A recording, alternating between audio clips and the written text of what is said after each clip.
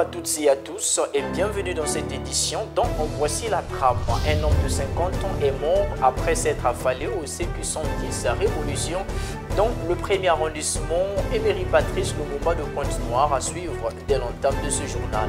Grincement des dents dans les établissements scolaires privés, les promoteurs peinent à recouvrer les frais scolaires du dernier trimestre de l'année scolaire finissant. Nous le verrons avec Fulgence Bikoumo et puis le Congo qui aspire à une éducation de qualité se voit assisté par un panel de partenaires dans le souci de booster le secteur.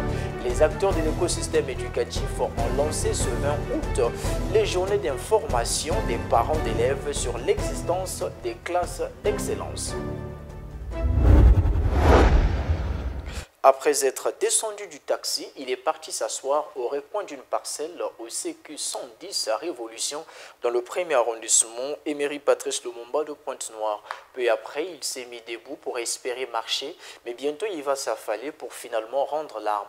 Âgé de 50 ans, le corps sans vue de Jean-Claude Mwanda a été, après constat des agents de l'ordre, conduit aux pompes funèbres de Pointe-Noire.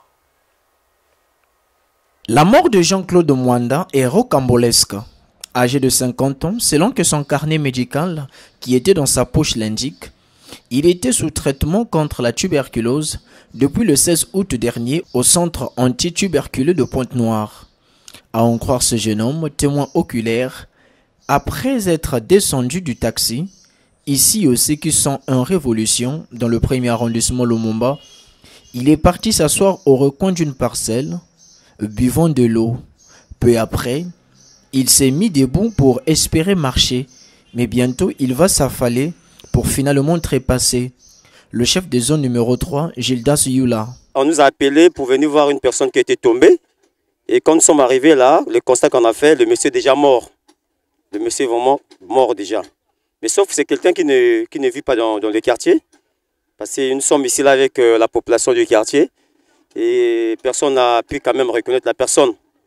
Donc du coup, nous, à travers, disons, cette chaîne de télévision, nous sommes en train, disons, de lancer cet appel en un mot. Si il y a quelqu'un qui peut reconnaître la dépouille en un mot, je crois qu'il faudra qu'il se rapproche au niveau de la morgue. Parce que nous sommes en train de s'apprêter de l'amener à la morgue.